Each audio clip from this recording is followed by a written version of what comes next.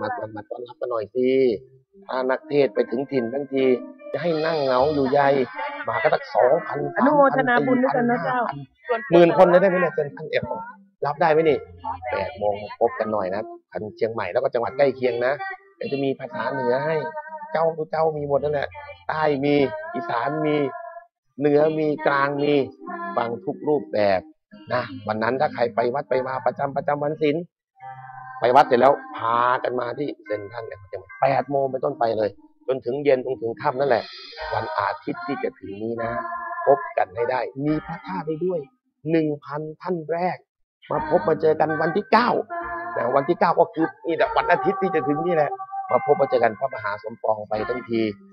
ต้อนรับกันให้มากๆให้เยอะๆได้มีแบบมุกแผ่วๆมุกหมูป่าคดีนี่กำลังสนุกสนานทั่วประเทศ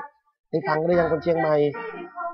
ถ้ายังไม่ได้ฟังมาฟังวันนั้นได้ข้อคิดอะไรได้ธรรมะอะไรแล้วดับทุกข์ให้กับหมูป่าคดีนี่ดับทุกข์ให้พ่อแม่ดับทุกข์ให้คนไทยที่รอลุ้นอยู่จน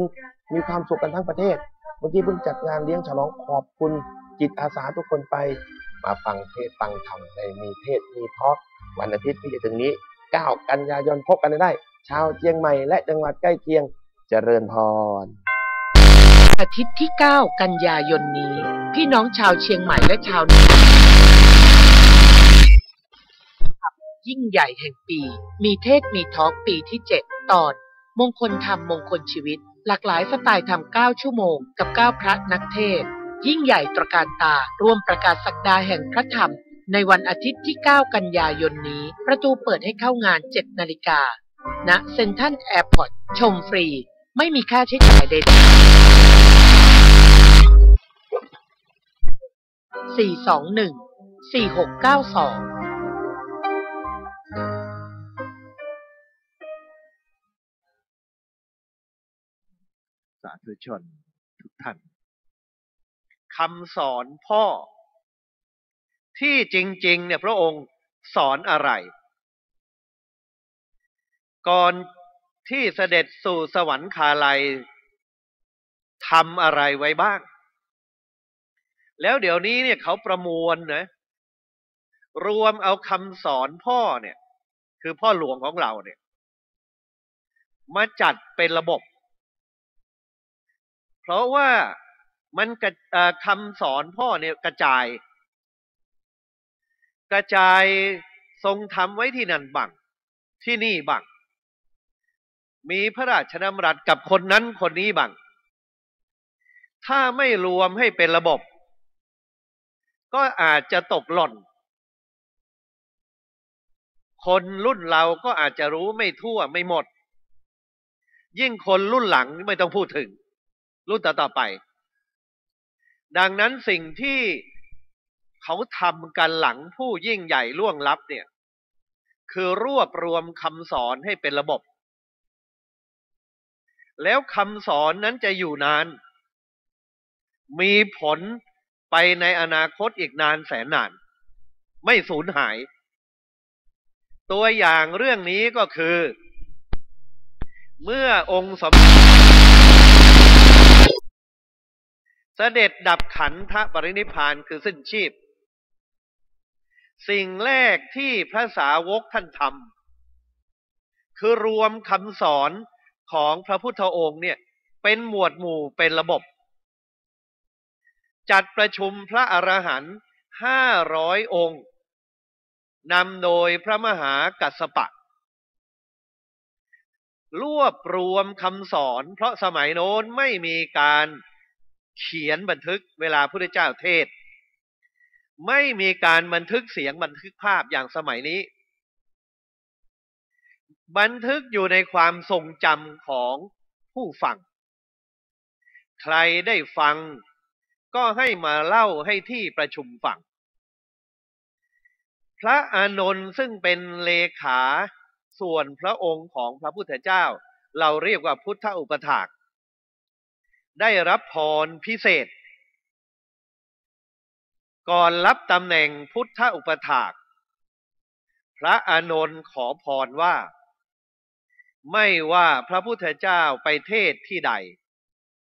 ถ้าพระอานนท์ไม่ได้ตามไปฟัง ขอให้กลับมาเล่า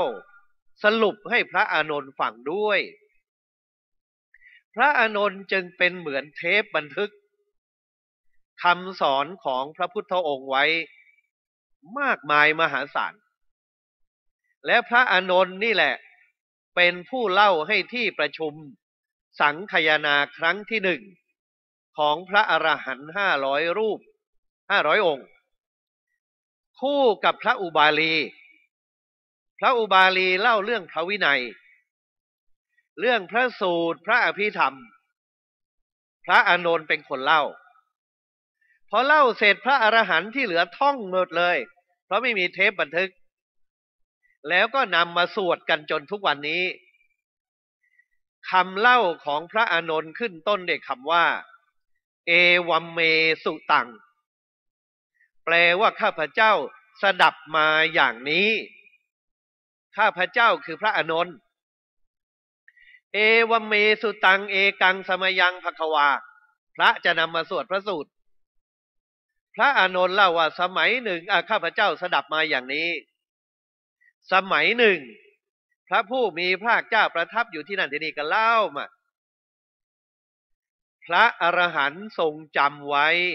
จัดเป็นหมวดหมู่สั่งสอนมาจนถึงยุคปัจจุบัน 2,500 กว่าปี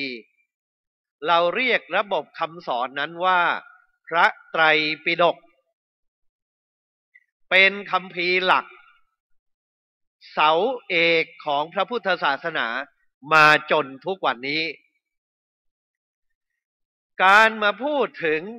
ในหลวงรัชกาลที่ 9ก็เข้าทำนองเอวัมเมสุตังข้าพเจ้าฟังมาอย่างนี้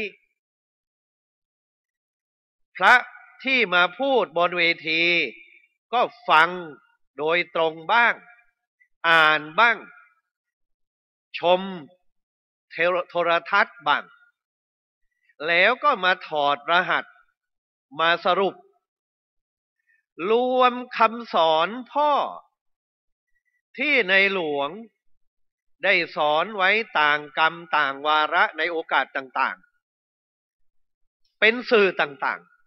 ๆรัฐบาลได้จัดหมวดหมู่ร่วมกับ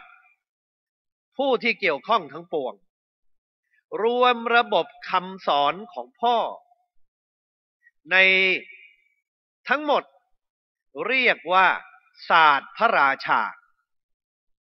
ศาสตร์พระราชาเนี่ยเป็นคำที่เราได้ยินบ่อยมันศาสตร์ศาสตระนี่นะหมายถึงระบบความรู้เช่นวิทยาศาสตร์ก็คือระบบความรู้เกี่ยวกับเรื่องที่